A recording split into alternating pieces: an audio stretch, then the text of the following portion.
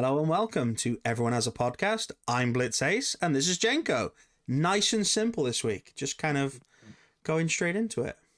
Yeah, I thought you would do the same joke. No, You didn't. No. I felt like if I did the same thing, people will go, "Wait, I've already seen this." No, I haven't. No, I've got to go to the next one. So that's assuming we have an audience. But I mean, the videos have views on them, right? I mean, I watch them. Yeah. I was looking at my face, and I think I murdered this beard job when I tried to trim it down to look neater and nicer. So I don't think I'm going to do that again. I bought a beard trimmer from Temu. Oh God, no! Which it wasn't it wasn't that bad. It was all right, but like I feel like I wanted a size above because it kind of goes a little bit too short in some areas. I like to have it like a little bit more to it. But well, there was a warehouse fire in a Temu warehouse, and this is not a joke. This was a real thing. And it was I think it was one of the Chinese warehouses. Big fire, the whole thing blown up. I think they lost in inventory. I think they lost about $56. $56. Yeah. Nice. But it's a bad joke. But there really was a warehouse fire in a Temu place. So yeah. I think it's always bad when you get like these big warehouse fires, but then you always think to yourself, like, do they have like a decent fire suppression system, or do they just kind of go, do you know what? It's pretty cheap stuff. I don't mind. I don't care what happens to it. It's fine if it goes. I mean, I know we have like silly discussions on this, but there's this whole thing at the minute about China and Chinese warehouses and suppliers and things like that. You know, there's just this whole thing at the minute about it in the world. I don't know how much you know about that, but I mean, we're not the type of podcast that talks about that shit. Really, we talk about other stuff like how good was the Silent Hill remake, you know, and like which of the Final Fantasy girls is the hottest. It's a good question. That's a question. That's a good question, actually. Yeah. Which one's the hottest? Yeah. Right. Ooh. I mean, if I no. Oh, that's a tough question. It kind of is, and also at the same time, it kind of isn't, because I instantly went to Quistis.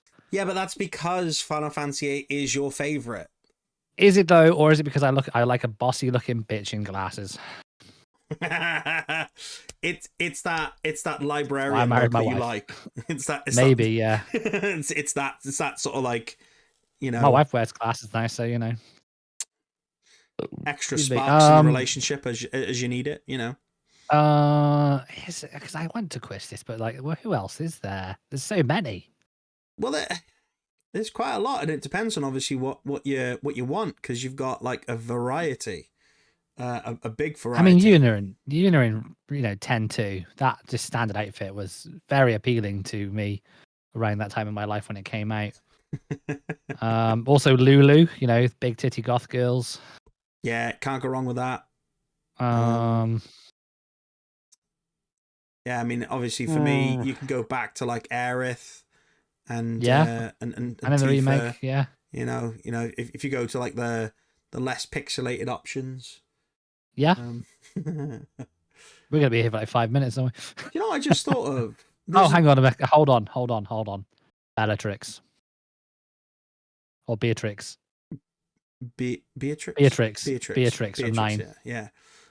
I was just thinking, right, pretty much most of the Final Fantasies had quite a bit of a mix of different characters, right? They did. But then as soon as you went to like 10-2 and beyond, it didn't. What do you mean?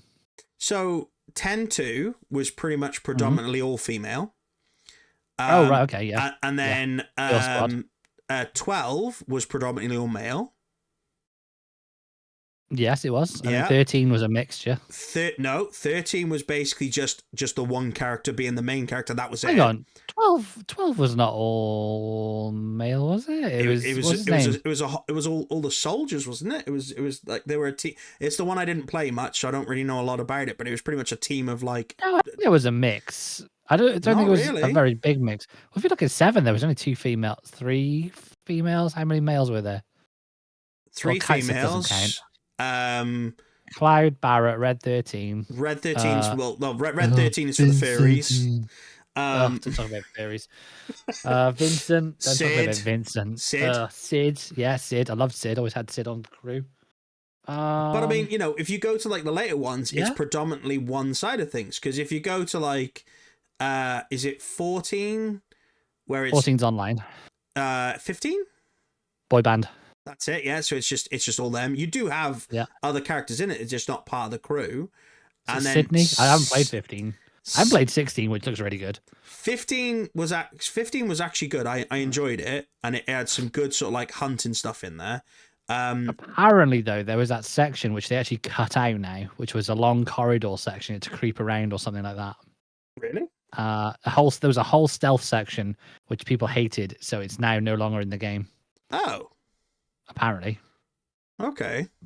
That's weird. So yeah. I mean, that's probably a good thing to talk about. Parts that were cut out of games. Like in the Dark Souls remake, there was a whole section of the map that was taken out. Really? I can't remember what it's called, but our friend Dan would know. Oh yeah, if I message him right now, if you message him now, within the span of, I don't know, like 5-10 minutes, depending on how active he is right now, he's probably playing Oblivion right now. So. Oh yeah, Oblivion. That's what was the area that was removed from the Dark Souls remake? Yeah, remake. And he'd be like, what the fuck are you talking about? But there was definitely an area. I think it was called Blighttown, but I could be wrong. See, that could be a Warhammer thing. You could have quite easily just Googled it, but we know it's better if we just get him involved. Why would I do that? Why would I Google it? Let's get Dan involved. I don't know. Yeah, it's fine. Dan's far more accurate than like the Dark Souls Wikipedia will ever be. He's probably in charge of it. Probably, yeah. I was actually thinking about this, right, when we were coming onto the topic of like those type of games. Yeah. And obviously games where like, they take stuff out and everything.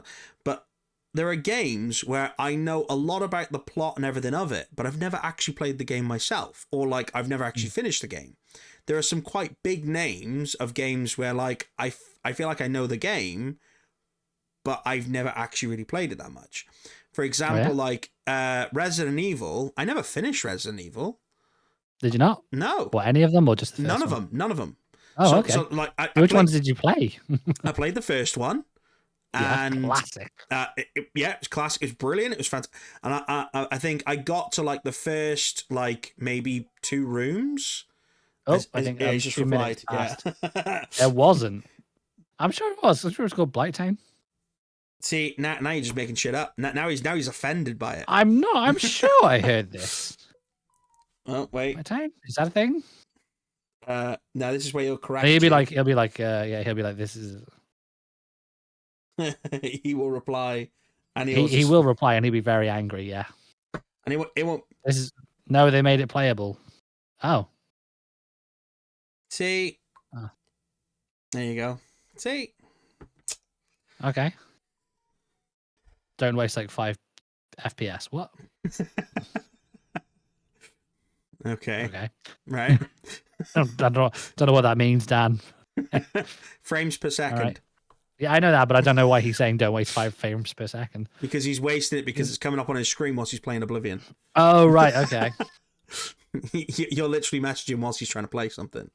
So it wasn't like 5 frames per second. Oh, okay. So it wasn't. Okay.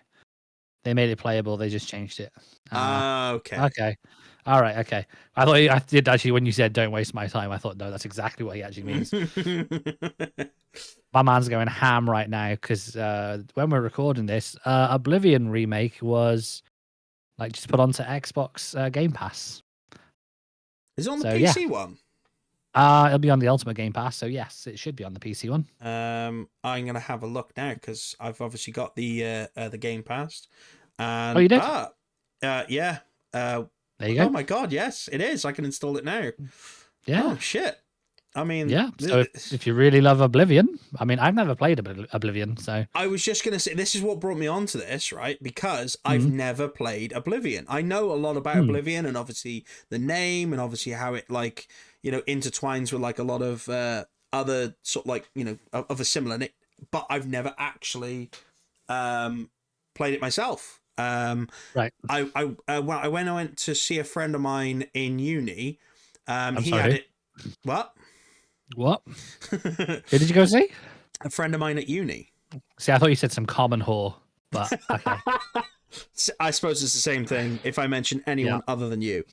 No, it's fine. We're allowed to have other friends, I guess. Yeah, I sure. guess this is an open friendship. We didn't talk about this beforehand. It's been years and years. It's just news to me, that's all. Do you know what? Someone said to me that they were like, oh my God, I've been friends with such and such for 10 years. I was like, bitch, please. Bitch, please. I don't see no ring on it. I was like, I've been in a relationship. I actually said that to her as well. I was like, yeah, but have you got engaged? I was like, I've thought of how I would propose to my best mate. I know exactly how I'd do it. Oh, yeah, gosh, How would you do it? How would you do it? If I was going to propose to you, it would definitely be Warhammer orientated. So I would design the ring, and it would be based on the Tyranids, and it would be basically one of the creatures kind of going around. And it kind of, I saw the chaos that ensued for you. Oh, and speaking of chaos. Oh my God. You put your shame on the screen. It's not a shame. I'm half building it. I built half a guy. Maybe a third of a guy. No. It's not that. I'm getting rid of all those Tyranids down there anyway, so. Why? I have too many. Oh. I don't use them ones, and I don't like them. There's a lot of duplicates, and the one that's not duplicates, I just don't like. I just won't use them in my army. I didn't want them; they came in a bundle. So if you've got like a kill team, and then you've also got like a proper army. Yes. So have you ever gone and done like a proper game?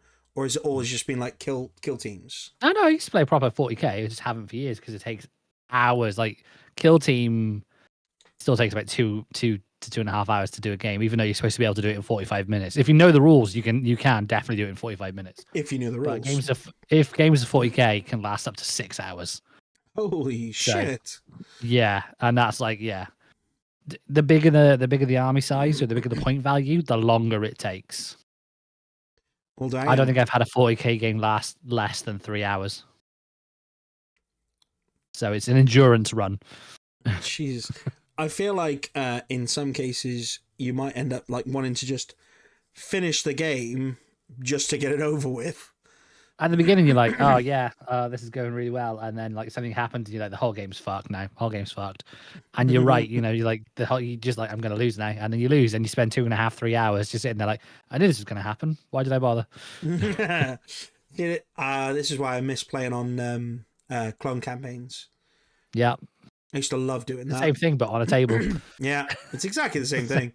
Same thing, but on a table and dice. Yeah. Yeah.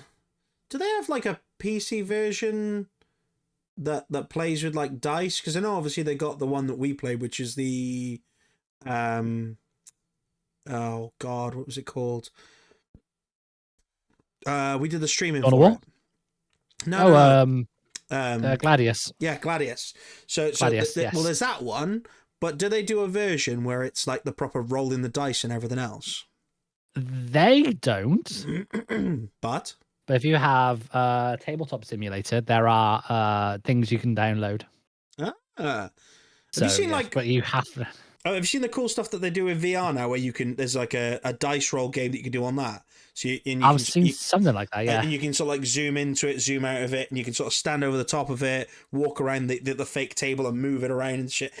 It's so cool.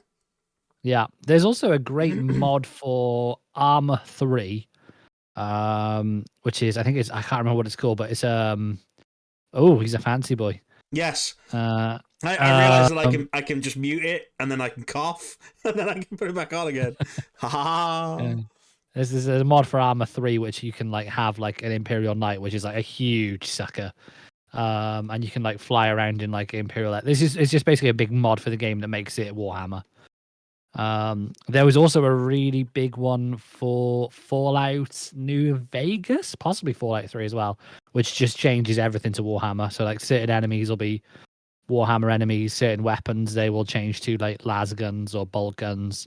So there's these huge mods for games. I think Arma 2 had this massive mod which became DayZ. So yeah, DayZ started as an Arma 2 mod, and then they released it as its own game like years later. There is way too much stuff with Warhammer. I know, man. Yeah, we're basically just scratching the surface. Oh, I also want to mention that you brought it up this time. That is true. Yeah, I did. Yeah. Although I will listen back to see if that is actually accurate that I brought it up. You said I would make the ring out of Tyranids. Oh yeah, well technically you asked me the question of how I would sort of do it, but you know that's how I would do it. I'm still not taking the blame on this. It's fine. That's fine. I completely lost track of how we got to that point. I'm pretty sure. We were talking about the hottest Final Fantasy girl, and then we were talking about other things, and then we went on to Oblivion, and then games that had parts taken out of it. And then you said you were talking about some bitch in university that you were friends with. And basically, with Oblivion, what they did is they projected it onto the wall. So that was my first view of Oblivion. Oh, okay. Is basically I walked into the house that they had with obviously all of his mates that were in there, and obviously he came in and he had it on the wall. And I was like, wow, that's pretty coul. But I never actually played it myself. But it seemed like it'd be like something I would enjoy. But yeah, I never really got into it. I mean, projectors for games is like really cool, but I just find that when I have seen it, because it's a projector, you lose a lot of like the definition in things. That's what I've seen people do. But then I just thought then like video game like peripherals and like expensive ones, and I was like, what's the most expensive one? Probably that Steel Battalion controller. But I was like, wait, no, your brother's friend bought a whole DDR setup. Yeah, that's the one I'm talking about. So yeah. Oh, right. Okay, it was him. Yeah. Okay. Yeah. So he was the one I went to go visit, obviously in uni, because obviously he's now over in Japan. Yeah. But he had the full kit for obviously the Dance Revolution. Yeah. And we're not talking like and Matt. Like he had the full fucking rig that it was the proper like setup for it. Yeah. It was he had a whole metal thing. He had two of them. He had all the wires. He had two of them. Yeah, because him and his cousin, his brother. Oh, his cousin. His cousin. Yeah. Him and his cousin would often sort of like go on, but he was just like ridiculously good at it. So like you just watch it, you'd be like, yeah, of course you're gonna be good at it. You own it. What the hell? Yeah, see, the thing is though, we were there when he started doing it because we went to like, the arcade in Rill. We all like drove to Rill for some fucking reason, and we were in the arcades, and he spent about an hour on that machine. And he's like, yeah, it's pretty good. I might get one. And we're like, yeah, right. And then he did.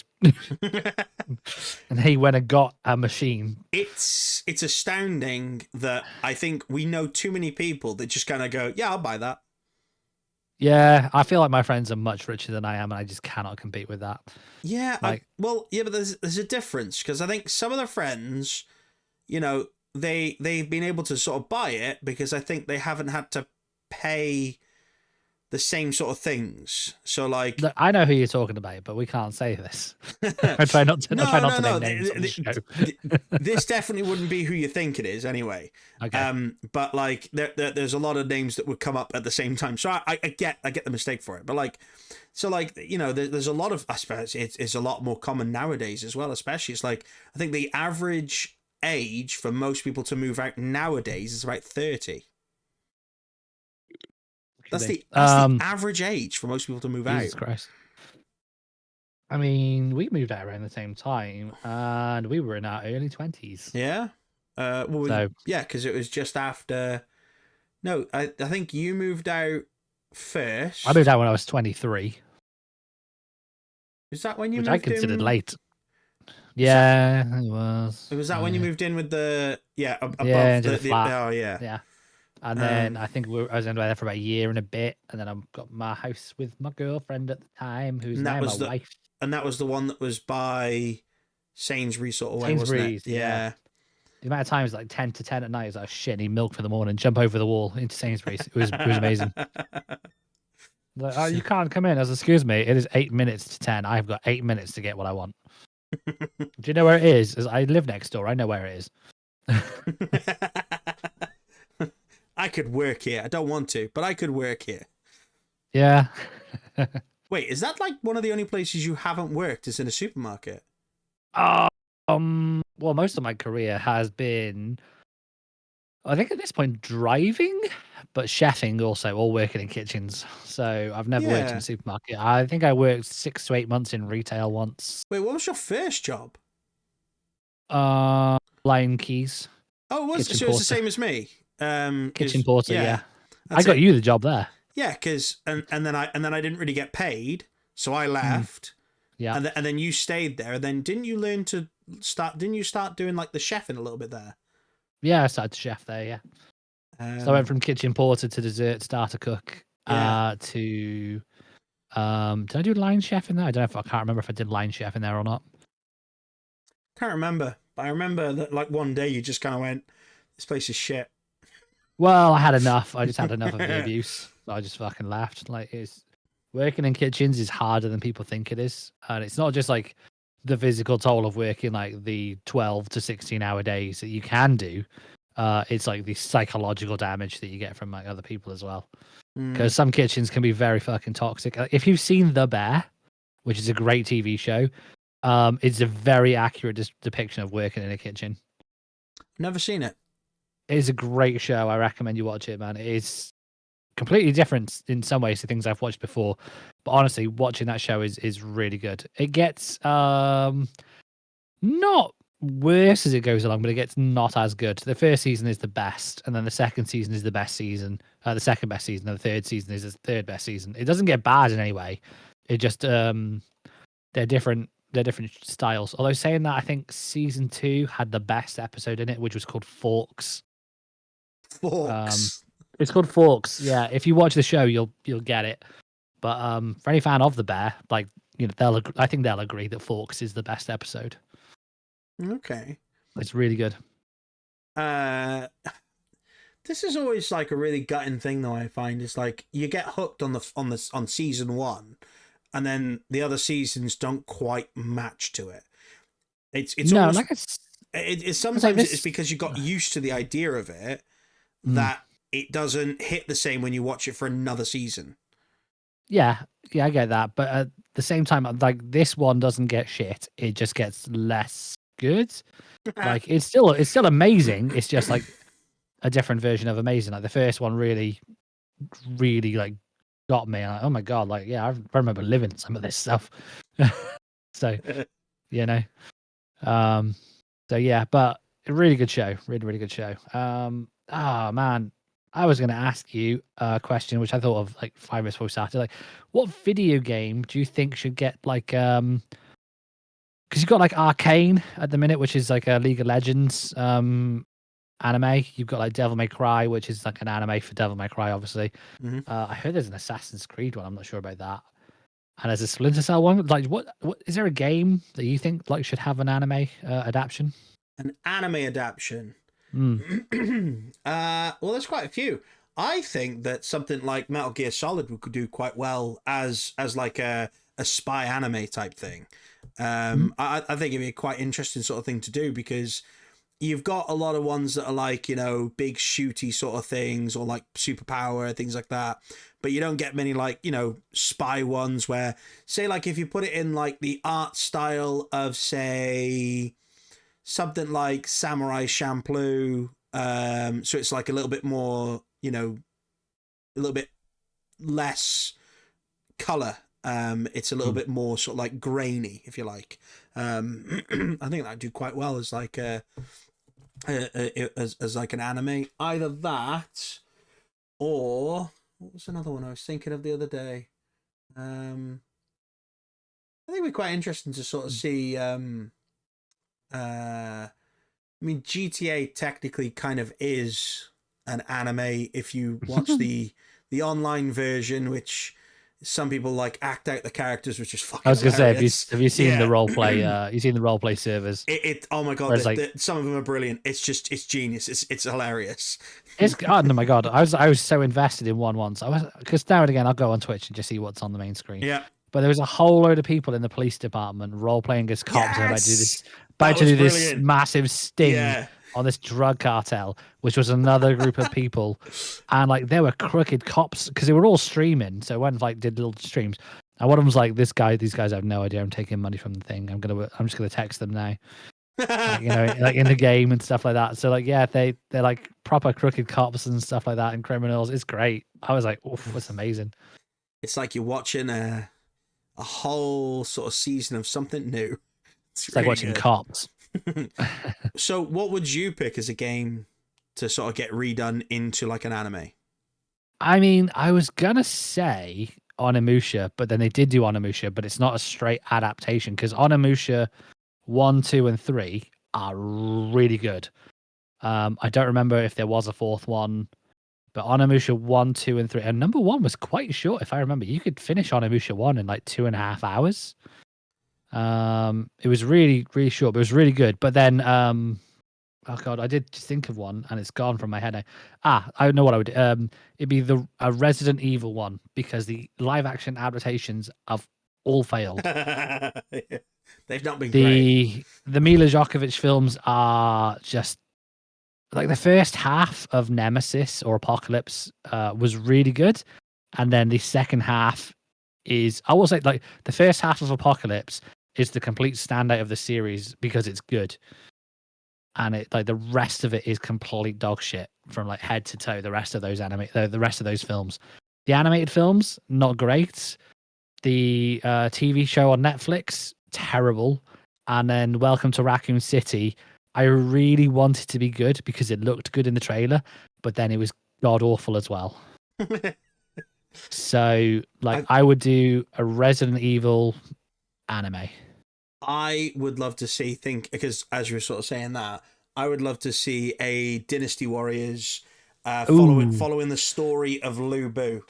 Ooh. So I love something like that where it just sort of shows it. Mind you, that the latest game, following obviously a character that is like known as a guardian, that's quite an interesting story. That would do quite well as an anime as well. Because what was his horse's name? Red hair? Yes, I want to say. Or red tail? Red hair? Red tail? Red hair. I don't know. He was more of a bell, but it's like you're playing on Dynasty Warriors 5 and 6. Like Lu Bu has appeared on the best. Oh fuck. On the latest game, on the latest game, I was like, yeah, I could take him, and I was like, afterwards, good. He turns up on his horse and just fucks shit up. And if you manage to get him off the horse, he's back on the horse. Yeah, like haha, and his health just goes no, and you're like, oh, no, it's like a Dark Souls music just starts playing. It's like, oh shit. Yeah. Do you know he was a Dark Souls boss, not in a Dark Souls game. I don't think I've properly played any Dark Souls game. I played the first one. You did a stream of one a little bit, didn't you? I was doing a stream of one. I just couldn't get past a certain area, and I get the whole grind mentality with video games. I do. I understand it in the whole get good scrub.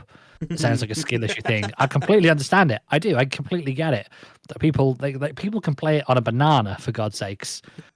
And I get it. Fair enough. I get it. I do not enjoy constantly 20, 30 times in a row getting killed by a boss and then respawning and having to do the exact same thing again. Because every time you respawn, it respawns all of the enemies on the map. So you've either got to fight your way through them again or run through them. Which, like, you pull them with you. So it's like, I totally get how people would love these games. I can definitely see it, but I don't think it's for me. Unfortunately, I want to like them. Yeah, but I can't do it. I think because I think for me, it's not the gameplay that gets me. It's more, I feel like there's not much of a story to them because there's no like real like proper linear path. It's kind of like you could almost find a way of just going straight to the last boss. Yeah, the story in it is famously very low key in the actual thing. You have to go and read stuff like the item descriptions to get like lore about the world. So every time you find like a ring, if you read the description, it tells you lore about the world and stuff. And I was like, that's an interesting way of doing it. and it kind of reminds me of another game called Tunic. Have you heard that? Oh yes, yeah. Yeah, that's a really good game. It's a weird bridge like Dark Souls to Tunic, where as you progress, you find pages of the manual for the game. A bit like Alan Wake, but not psychological horror. So yeah, like if you play Dark Souls and you start reading the item descriptions and like the blood stains and stuff, you do find out more about the world. And it's supposed to be pretty good, but I am always getting smacked up by skeletons to even appreciate these small details. But yeah. I think there are some games I don't mind a little bit of a grind in, but I think I'm past a certain point in my gaming life where I just want to enjoy a game, not have to like really struggle with it all. And I'm not ashamed to say that, because that's, for some people, they're happy enough to just keep doing the grind, get annoyed at it and everything else. But I kind of like some of the games with a little bit more simplicity to it, rather than like making it harder. There's some great options on games now for that. Like there's a great game called Soma, Soma. It might have an underscore. Or is that barotrauma? Either way, it's a horror game in which you can set it so the enemies are not on there. So you get all the other elements of horror. It's just there's no enemies, or the enemies don't attack you. It's on peaceful mode or something like that. There's a mode that can do that. And it's really good. If you've not played Soma and you have it like in a Humble Bundle or on Game Pass or like a PlayStation Network or something like that, I would definitely play it, because it's really, really good. And the ending's like, I think I've seen some people horror game, like streaming it. Yeah, it's really good. Because it's got some really good horror moments where it like pops out and... Yeah, it's got a real gut punch of an ending for a horror game. It's like, oh my God. Like, I won't spoil it now in case you do think about playing it, but like, if you play it, I would play through it without the enemies on, just to get to the ending. Like, just enjoy the story of it. It's got a great story. There's another game, I think it's called Sable. Again, you can play it on peaceful mode where there's no combat. And for some reason, this is the thing, a lot of people, as soon as they find out there was a peaceful mode where you didn't have to fight enemies, they were like, this game's shit, I'm not playing it. It's like, who wants a game where you don't fight things? It's like plenty of people. Well, like, and it was so see, this is what I've wanted. So there are games that I've played, and I feel like if it had like an option where it was like you can't really lose health and stuff like that, there are games where I feel like my kids would enjoy them. Yeah, obviously horror is not one of them. I will just clarify that. Although Sable is not a horror game. Sable is a it just make them stronger. Fuck yes, you're right there. They did have no fear of any fucking thing, wouldn't they? So Sable is an exploration game, and it's over when you decide it's over. So you go off. You are, if I remember right, and this is only if I remember right, and I'm probably getting this wrong. And if you played it, say in the comments if I'm wrong, and I know I am. You go off and explore from one tribe, and you're supposed to contact other tribes in like nearby areas, and there's something to do with masks and collecting masks or something like that. And the game is over when you go back home. So the game lasts as long as you want it to. There's also Journey, where there's no enemies on that, but I think it's better in co-op. That is. So it is. It's called Sable. So Soma, I think it's on Game Pass. Soma is it's a sci-fi horror game. Oh, it's good. And it's set below the waves of the Atlantic Ocean. Struggle to survive a hostile world that will make you question your very existence. Yeah. Wait, I've actually seen a lot of stuff to do with this, and it looks really, really good. It's really good. Yeah. Because it looks like creepy as hell, but like it looks really good. It's not. It's the kind of game that I need someone's hand to hold. Well, your kids. I feel like they'll just add to jump scaring to me. They'll just be like, like I said, I'm like, all right, fuck you. Like I said, it's you can put it on peaceful mode where there's no enemies or the enemies don't attack you, but it's still a horror game. But like I said, it's got a great story. Sable is like much more, kid friendly. I'm sure. I'm looking now. I'm sure that's on Game Pass. I'm sure it is. And it's like I say, it's like a cell shaded sort of look to it. Well, that's And it pretty good. lasts, like I said, it lasts as long as you want it to last, really. Which is great. And like I say, people like when they find out that you could turn off enemies in games who are like, this is shit, who wants this? It's like people want this. People Yeah. who like may have like, you know, disabilities and can't play games because they're too complex, and you know, and reaction times for enemies and stuff. They would love, you know, a game like this where they can just go out and explore somewhere and not have to worry about These button are the mashing. sort of games that Yeah. I'm going to need when I'm in a home. Exactly. I'm going to need these because I still want to play. It's just I don't want to have to sort of worry about the combo here, combo. I want to be able to sort of like still enjoy doing these things. So yeah, that's the sort of thing I've actually been looking for, because there's a lot of games where I've been looking online just to sort of get the kids to sort of play it. They don't have to think about like being quick to react and things like that. And I was like, well, if there was something like that, I think that they'd enjoy some of the stuff, you know. But yeah, you know, there's like plenty of like puzzle games that'll get their interest as well. Like Rhyme, that's a good one. That's nice and short. yeah. Have you seen Unravel? Unraveled, yeah, I've got that. That's a good one. Yeah, I like that one. That was really good. yeah, that's a nice, like nice puzzle platformer. I remember I went round to someone's house and they had it on. They were like, "Oh, I've been stuck on this," so I started playing it. I was there for about 2 hours. I didn't even realize. Yeah, I was just doing the puzzles. Just like, oh shit, I gotta go. I'm not supposed to drop something off, pal. I'm not supposed to still be here. But yeah, I mean, like, Christ. my kid, he started playing video games when he was like 4. We put him on Mario Kart and like did the mode where like the car keeps driving and he can't go off the sides. Wait, there's a you know, mode like for that? Yeah, if you press the plus or minus button on your controller with the pause button, basically, there is yeah, you use the not the D-pad, the arrow keys on the other side, and you can have it so the car just keeps going. You can't go off the road; it bounces you back onto the track. And there was another one. I think it's see the map. So he started playing that when he's 4, and like, you know, he just liked driving the cars or whatever. Now the kid's a real nerd and can't get him off video games. He tries to make his own video games in like Mario Maker, and he plays fan games on the internet and stuff like that. So he should try he might not like it, but RPG Maker. I don't think he knows about that one. He's not really into RPG games like that. No, he's more like Minecraft and obviously Mario and things like that, isn't it? Sonic, yeah. So there's like he plays Roblox, which has so many different types of games on it. And in there's like Sonic game makers. So you have like say you have like chunks of like terrain and stuff like that. So you would put there like a loop-de-loop there, or like there's a gap there and you put a spring there and it like and off you go. You put enemies where you want and rings where you want. It's Mario Maker, but Sonic on Roblox. So he does all these things. And he plays fan games online and stuff like that. And he wants to do a Nuzlocke run on Pokemon, which is we have a randomized starter Pokemon, and then you have certain rules you have to obey.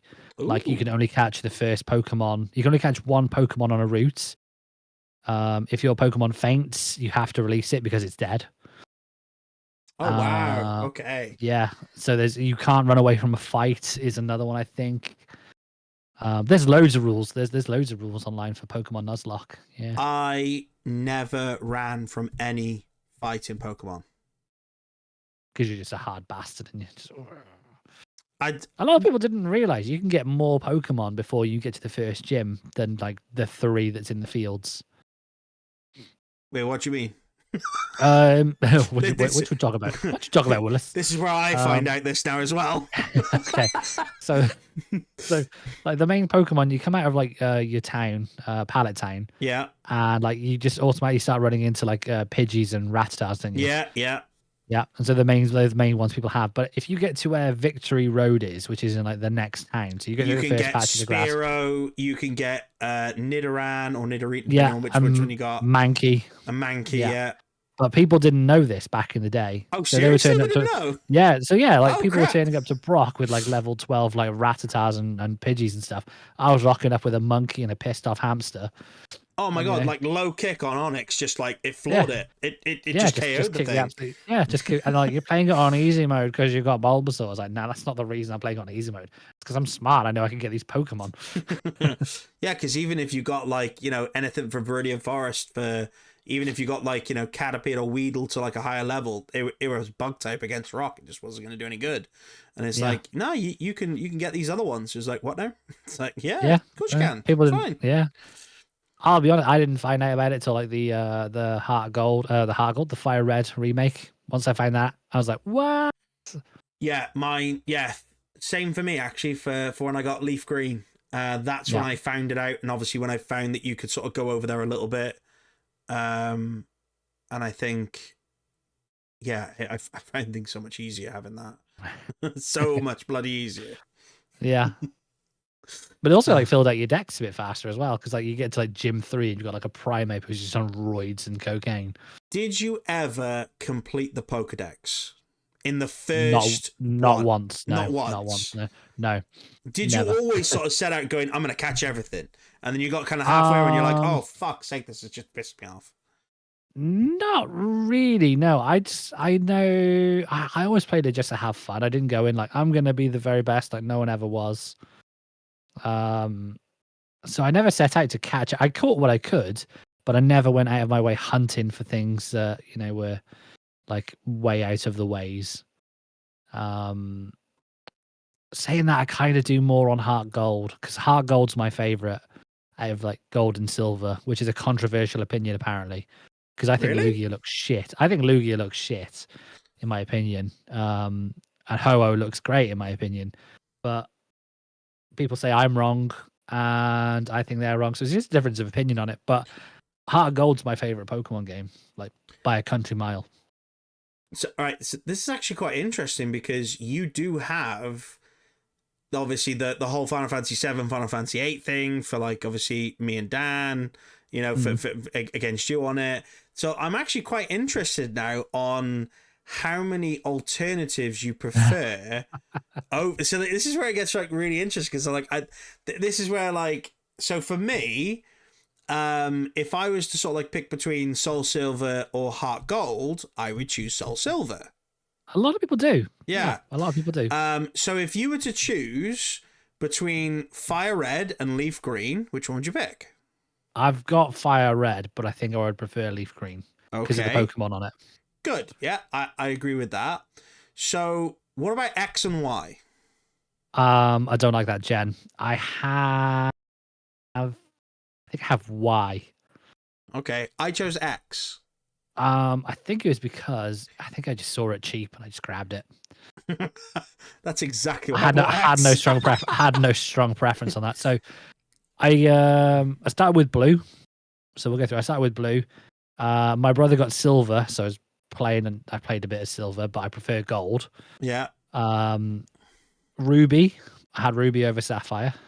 Yeah. Okay. And then Gen 4. What's Gen 4?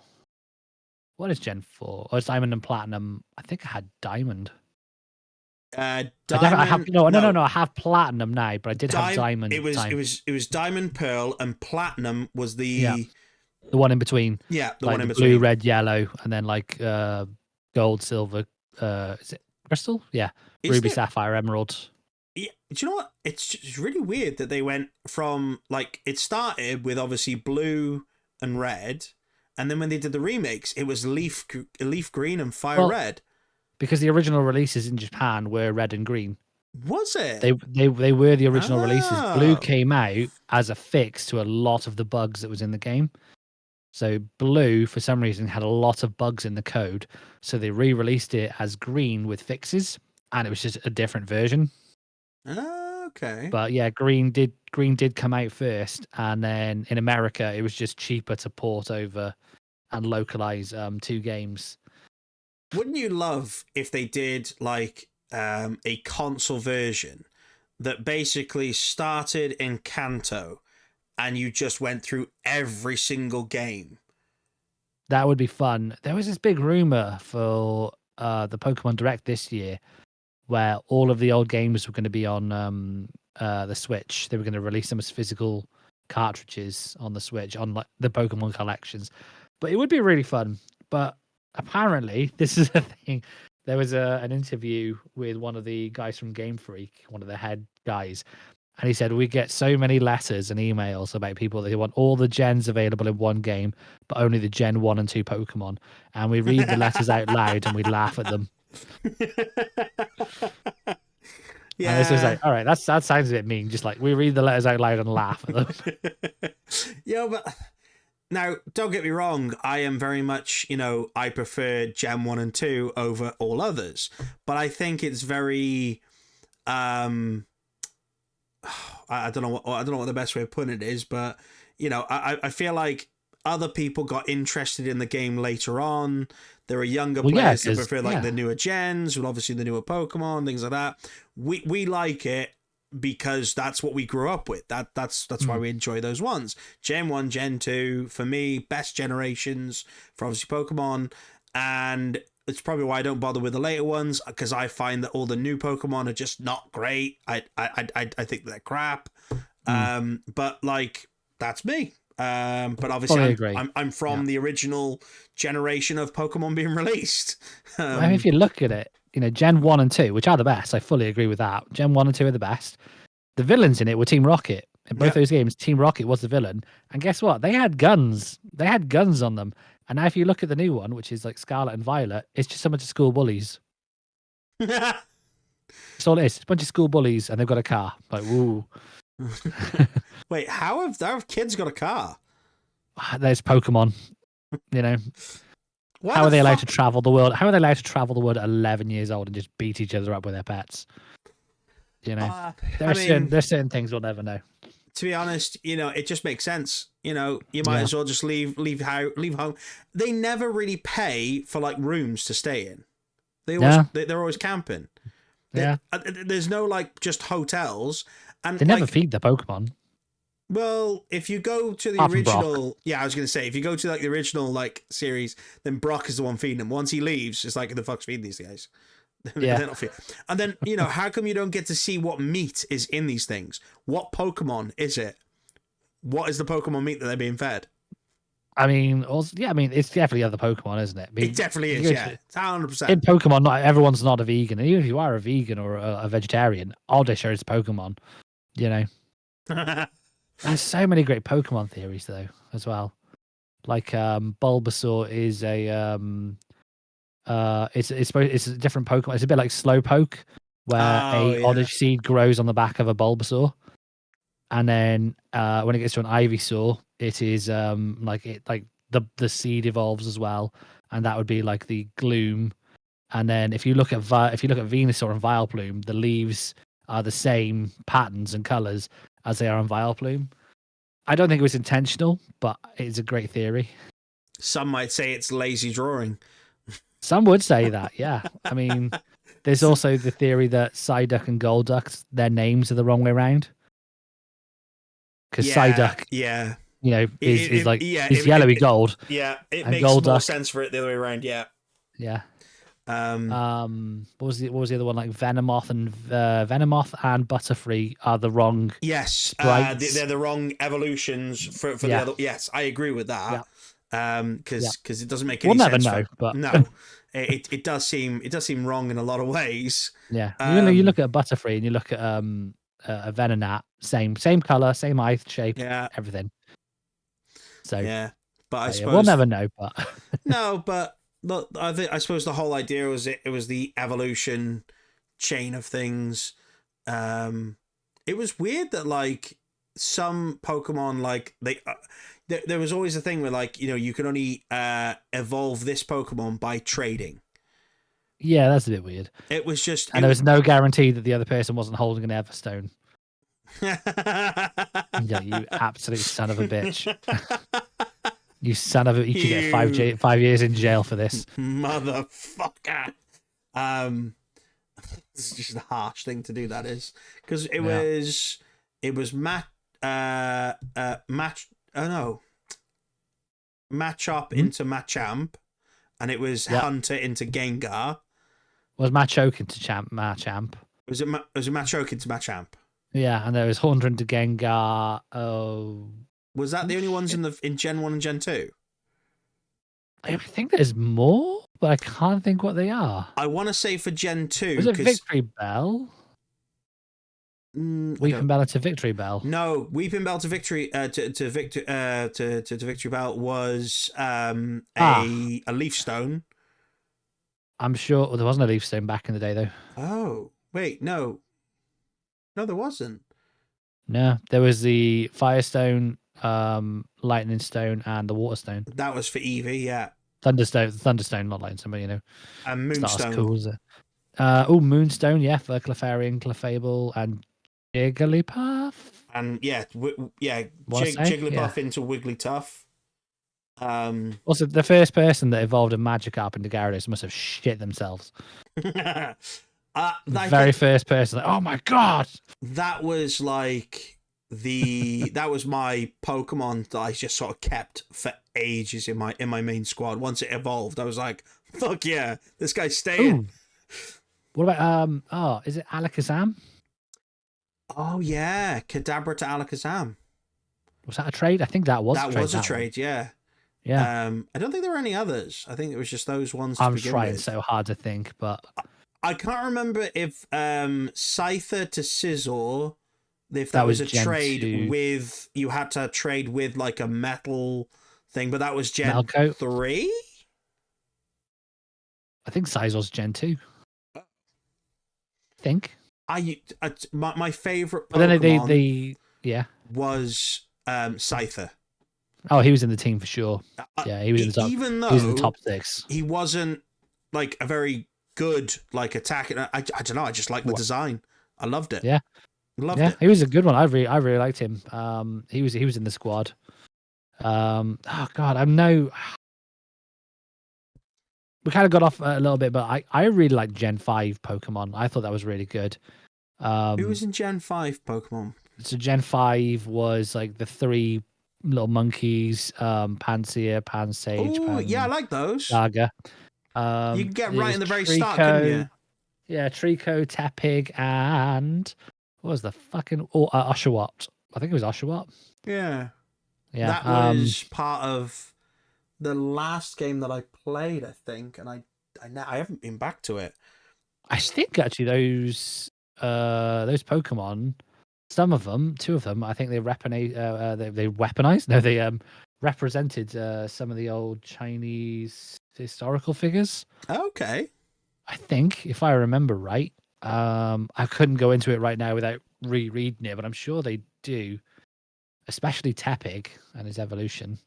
But Gen 5 I really liked because it had like Daramaki and then like Sork. And like those the 3 monkeys, which you got given one right outside the first gym, which was strong against, because there was a really good mechanic I thought with the first gym, which was whatever type you picked at the start, your rival took what was strong, but then so did that first gym. Ooh. And then if you talk to some random dude outside that didn't have a sign, he was just there. If you talk to him, he gave you the Pokemon that was strong against them. Oh, right. That's pretty cool. So yeah, so if they were a fire type, he would give you the water type monkey. Oh, sweet. So yeah, I thought that was a real cool mechanic. The Pokemon designs I quite like because the designer, well, the director of the game was like madly in love with like New York City, for some wild reason, and so like he envisioned Pokemon that were like from there, like sort of thing. So like Rubbish was just like the trash bags all over the street. Scraggy, I think Scaggy or Scraggy, it looked like its skin was falling down. That was supposed to represent like teenagers with like the Jinko jeans, the really baggy jeans and stuff like that. And yeah, I thought it was really cool. I thought it was really cool. I don't think I've played enough of the Gen 5 stuff to know many of the Pokemon from it. Yeah. It was around. It was that era actually, because they stopped doing the middle game, which was like yellow, platinum, emerald, and crystal. Because you started doing sequels. Black and White 2. Yep. And then it went on to X and Y. And then there was Ultra Sun, Ultra Moon. I thought it was Sun and Moon, then Ultra Sun, then Ultra Moon. Yeah, it was Sun and Moon, then Ultra Sun, Ultra Moon. So they kind of started doing sequels. And now they're on like Arceus. That's just there's like spin-off games, and there was also like there's DLCs now for it as well. Like there's DLCs Yeah, Fuck. there's DLCs. Like, what was it? Sword and Shield had like the Oh, Isle of Sword Shield. Armor, and like the Helm's Island or something like that. And then yeah, like the Diamond, Scarlet and Violet have DLC as well. But I can't Someone think what out they're there called. must have done a merging of all the games. Someone must have sort of like done Oh, there's something. for sure fan games out there like that, Yeah. for sure. Because I with a mean, quick Google, you can get a Pokemon game creator for your laptop or your computer. well, there's an online Pokemon MMORPG, but it's just Oh, there not. is, isn't there? Yeah. Yeah, but it's not an official one. But No. I'm happy enough with that. Yeah. Why not? Yeah, I can't think of. I'm trying to think of like the last like generation I remember most of the Pokemon from. I think it's probably like generation 3 and 4, maybe. I remember a lot Yeah. of, but like it's that long ago now, and then there's going to be a release of more because they just keep coming out with more and more and more. I don't think they'll ever really stop unless they need to. I think they should, at least for a while. So I think they wait, should. do you think they should stop making games or stop adding new Pokemon? Little column A, little column B. I think they should, because at the minute they're pumping out games. Lest we forget that Arceus was the last, and this was the last stable game to come out Pokemon wise, and even then, that was an absolute shit show. The Pokemon in the background were like that. And in Scarlet and Violet and Sword and Shield, there were Pokeballs everywhere because the Pokeball was the default image for assets that wouldn't load. So it was just Pokeballs. So there's just Pokeballs everywhere, and people were like, "Why are there so many Pokeballs?" It's like, yeah, because there's supposed to be something there. It's just not loading. Fucking So hell. yeah, like They really Arceus struggle with was the the little, power. They really struggle with a yeah, lot of yeah, the power yeah. to run these games. Mm. But what they need is they Which is need, crazy because it runs Breath of the Wild. yeah, run is a strong word. It plays Breath of the Wild. That's better. There you go. Yeah. And Breath of the Wild is far more complex than like Arceus and stuff. I seen someone that that put because Hyrule Warriors is a game that I wanted to play on Switch, but Dynasty it Warriors was, for Zelda. yes, which is why it's two of my favorites. So I played on it on the Switch, and I was just like, this is so. It takes ages to load everything. Yeah. So someone did a port onto PC, and it runs so smoothly. It's unreal. It Yeah. is really good, but it's like, I get that it's not official and it's not, it's not a good way to do it, but it's so tempting because at least it runs as the game should run. That's the problem I've got. Is it? I feel like if they did it with like Arceus, someone's probably out there has already done this, but like it probably runs really smooth on PC, and it's not even that strong of a PC you got to have. I saw someone in Japan was arrested last week. I think he's getting 5 years in jail Fuck. because he was chipping Switches, Nintendo Switches. So you know, like in the old PlayStation where you chip your PlayStation, Yeah. play copy games. Yeah, he was chipping it so that you could just download games to your Switch. Oh shit. So yeah, he was doing that, and I think he got 5 years in jail. And then a couple of years ago, they Nintendo sued, and I think he went to prison. A guy called, oh man, was it Gary Bowser? Because it was basically Bowser versus Bowser, because the guy who ran Nintendo of America was something Bowser. I think he might have been Gary Bowser, and there was another guy called something Bowser, and he was like doing they had him for ROM hacks, like putting ROMs online and emulators online, and so they had him for that, and they like successfully like fought him in court, and like I think they sued him and put him in jail for 3 years. Fucking Again, hell. I can't really remember this, but yeah, there was a guy called Bowser, the Nintendo sued, and I thought it was fucking brilliant. So brilliant. I love that. I wish Nintendo. I wish the person that sued him was named Mario. I really that would have been so good. Yeah. But Nintendo, they are suing Pal World at the minute. Yeah. Which like blatantly is a rip-off of about 18 different franchises. I couldn't name them all. I couldn't. There's obviously ones like Pokemon, Stardew Valley, like I don't know, Assassin's Creed probably in there somewhere. Call of Duty. There's just so many. Pokemon is a big one as well. Minecraft. There's just so many that it's just ripped off, and it's blatantly like, yeah, we liked, and they even said we like that, so we stole it. That idea, so we stole it. And it's like, Jesus Christ! At what point is it a game, and what point is it just a collection of shit you like? Yeah, ooh, that's a good point. But I mean, I suppose if it works, if it runs well, then it works, and they've made it mesh together well. So, do you remember? Oh, man, was it the day before or the day after? It was called that. I think it was last year. It came out. It was this big thing. Do you remember this story at all? don't think so. No. It was like The Division, but zombies. Ooh. And no, that does sound good. Yeah, like there was all this hype about it, and it was like the most wish listed game for years and years and stuff like that. And I was like, oh, you can do this in the game, and you can do that in the game, and all this lot. And then people were like, this sounds too good to be true. But when something sounds too good to be true, it's because it is. And like when they started releasing demos, the demos were like shot for shot, like recreations of like Grand Theft Auto and GTA. And then when it finally did come out, it sold like millions of games. People were super worried about it, so people canceled pre-orders. When it eventually did come out, I think it lasted 6 days before they pulled the servers off the internet and gave out refunds. Oh shit! Yeah, like I'm sure it was called The Day Before. Oh wow! I know. Quick Google will tell me.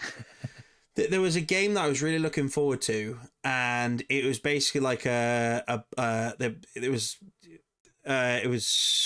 human race had landed on a new planet, and The Day they Before. were. Oh, okay, cool. Was it a human race? The human race landed on a planet, and you pick your character, and your character gains special abilities. It was going to be, it was a multiplayer game, and it looked really good, and I played some of it. It was quite interesting. It was a leveler game, so you get like new abilities and this, that, and the other. And I thought, oh, it could be like a replacement for like The Division, because it still was with guns, but also with like superpowers as well. And it looked really like it was going to be really good. And Deep Rock Galactic. Oh God, Or was it Astroneer? I can't remember what it's called now, but it came out either a year or 2 years ago. And I'll see if I can find what it was, because I'm pretty sure I was talking to Dan about it, and he sort of, and we had a look at it, and we were both liking the look of it, but as soon as it came out, there were so many glitches and shit in it, it flopped so hard, and there's loads of games that are Galactic. I mean, there's so many games that are like this, where like the hype is like sometimes so much that when the game comes out, it just doesn't do the same. Because wasn't the original Titanfall, I think we spoke about last time, that was supposed to be like a huge game, and it ended up like flopping and like not doing as well. It's doing better now though, with Titanfall 2. Yeah.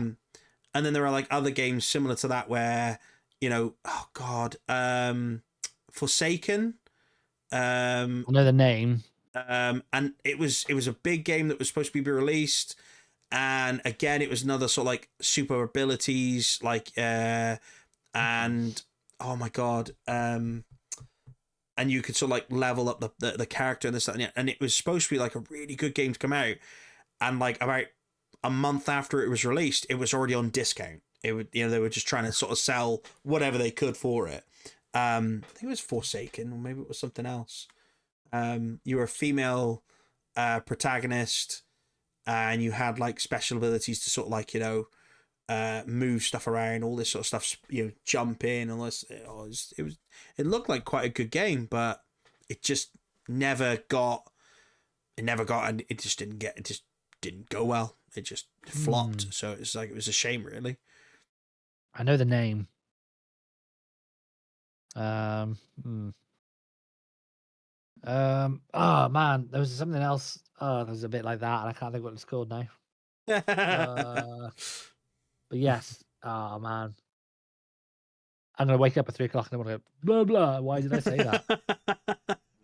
Why did I say that? Why did I bring it up? And then you'll just send me a message at like 3 o'clock in the morning going, "This is what it was." I won't even remember. I won't even remember that we talked about it. No, well, there you go. I just remember just randomly remember it. That's fair enough. Yeah, and I'll be like, why would I think about that? I don't know. And then like 3 weeks later, I'll be like, oh, that's why I remembered it. Right. You know. So, yeah. I think we should end it here. Okay. And mainly because we have done 0 of the topic points. We've done none of them, and it's been an hour. Ooh. So yeah, that would be embarrassing, but that's every time. Yeah, pretty much. Yeah. So yeah, if you want to do the outro, and then we'll take it from there. Well, thank you for watching and or listening on YouTube / Spotify or wherever you get podcasts from. So thank you very much for that. He's been Blitz. I've been Jenko. You've been just so sticky and delightful and lickable. So thank you for that. Give us a comment on anything you want us to talk about, like video games, films, TV shows, or just random stuff. And then we will possibly answer it if we don't get distracted. I can't promise anything at this point, though. So yeah, give us a like, share, subscribe, a share, because a problem halved. Well, a problem shared is a problem halved, isn't it, really? So, yeah, you need to share us that is the problem. That is the problem, yeah. Like, it's something you don't want to share, but you kind of want to at the same time. I'm not going to say like gonorrhea, but you know, we're not an STD in that sense. But we are in other senses. Okay. I mean, I'm trying to think of like STD, like what could that be an anagram for? I think it's strange, thick things. Well, I mean, if you want to do STD as something a little bit different, then you have it as like streaming traditional digitally. Why not? I'm just trying to say like, share, subscribe, comment, you know. That's what I'm trying to do right there. Okay. Well, yeah. I think we're all done and dusted. So yeah, hopefully you've enjoyed the episode, and yeah, like, share, subscribe. And I'm going to go to bed. I'm going to do the same, just in a different house. Oh. Goodbye. Bye. Bye-bye.